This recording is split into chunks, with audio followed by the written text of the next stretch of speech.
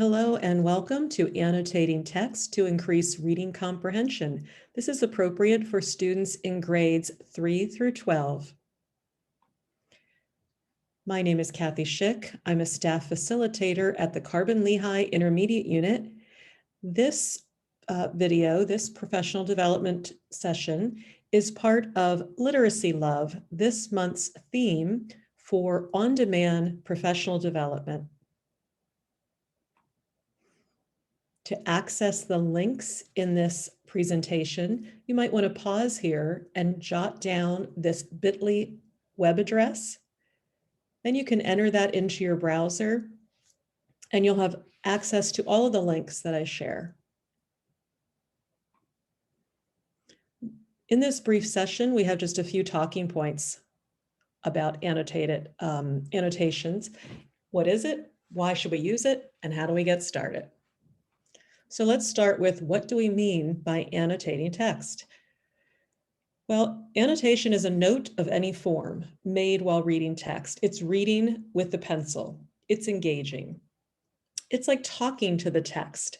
So students are guided to interact with the text by asking questions, clarifying confusions, making predictions, making connections to things they already know or to other books that they've read or to other situations.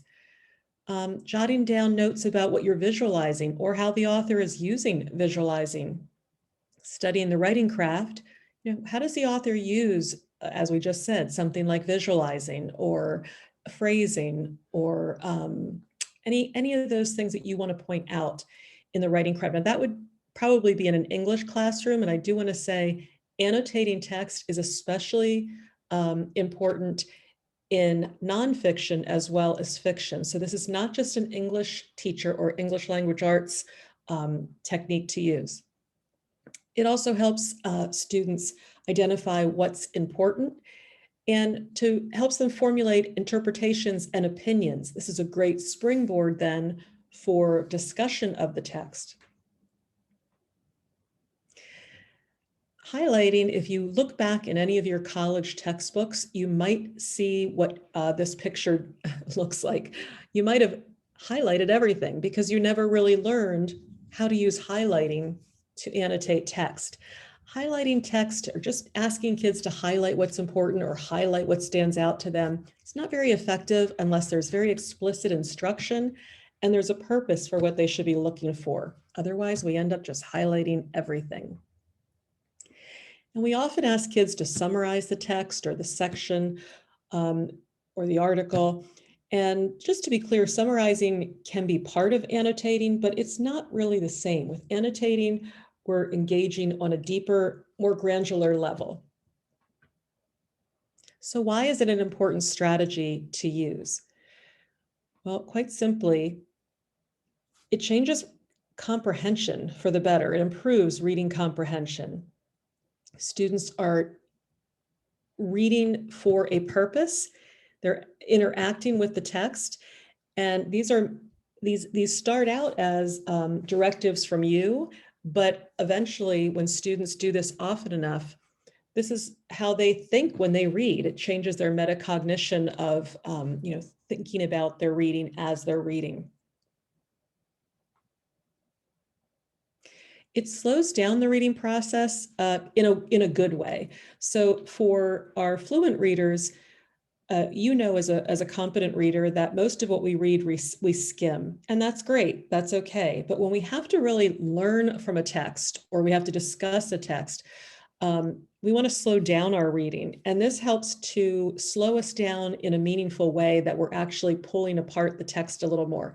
Now, for our struggling readers, they may already be reading slowly, but they may be focusing so much on decoding that annotating text will help them pause to ask questions and to make more meaning from the text.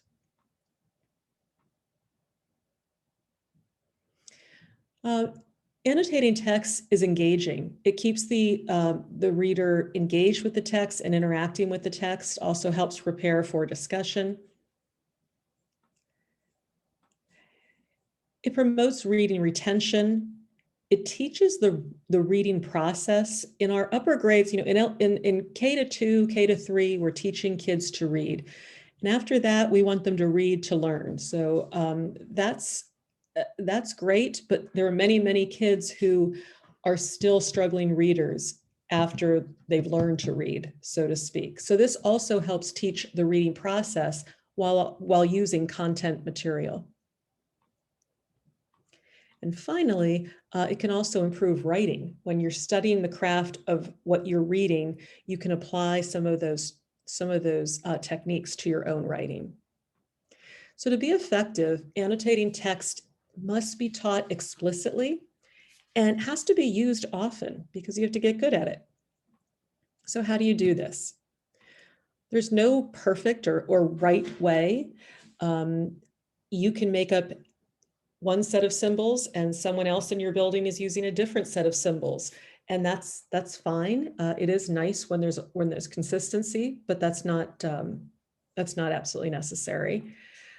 So if you're just getting started, the recommendation is that before you have students do anything, you model it a lot. So you're modeling it by thinking aloud as you're reading aloud, and you're introducing symbols in this way. So the students should be able to see what you're reading and hear you reading and hear you pausing to talk to yourself. So things like, I'm not sure what the author meant by that. I'm going to make a question mark symbol right next to this line in the margin.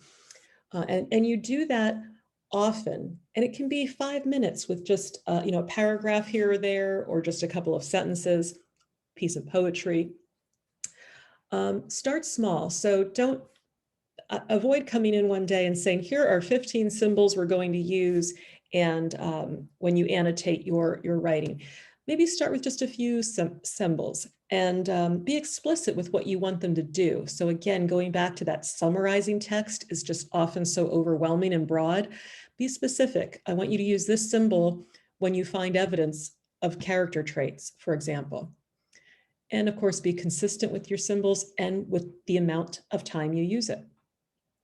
So we keep talking about symbols. I'll show you a few in a minute, but that would be the starting place, getting together a few symbols that you want to share.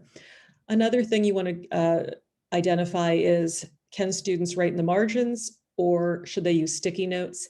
And being very clear about when they should use which option.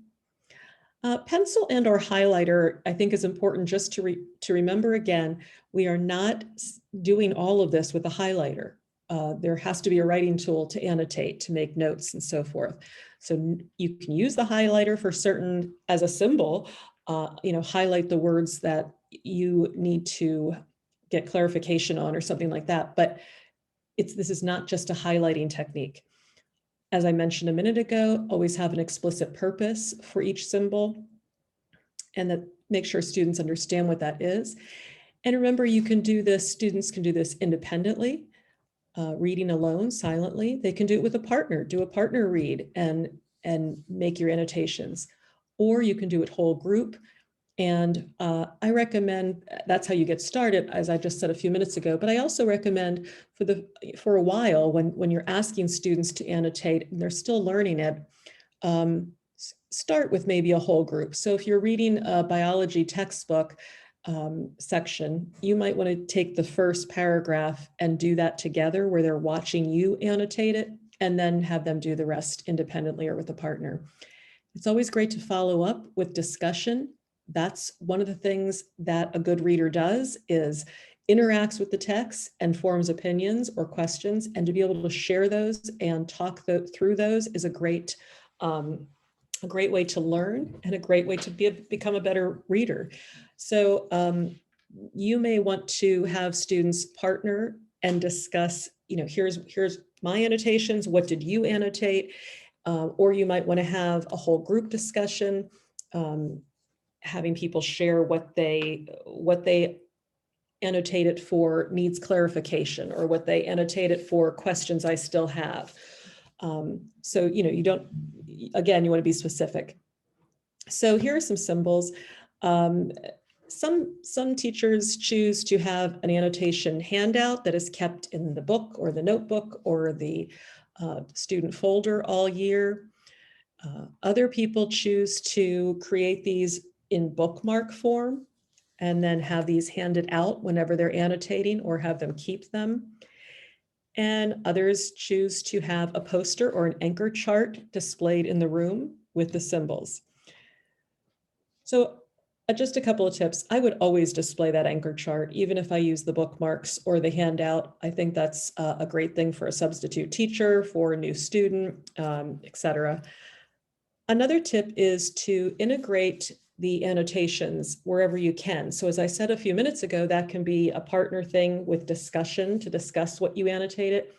It can also be used as an exit ticket. So perhaps you create an exit ticket that requires them to refer back to their annotations.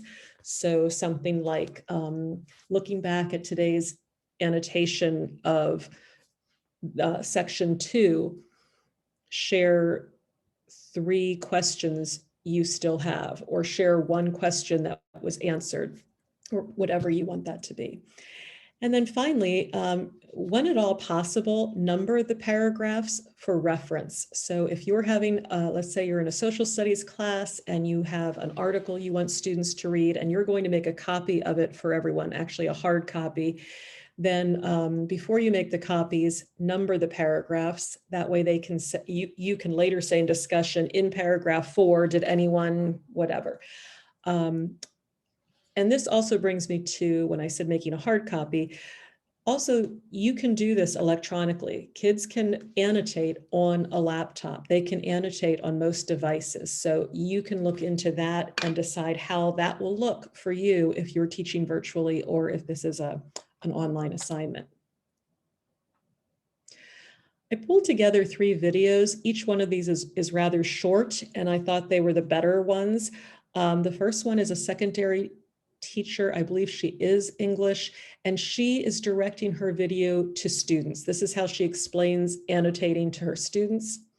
The next one, maybe this one is the English one, sorry. The English teacher that demonstrates annotating online. She shows you a little bit of The Great Gatsby and how she would have kids, walk kids through annotating that.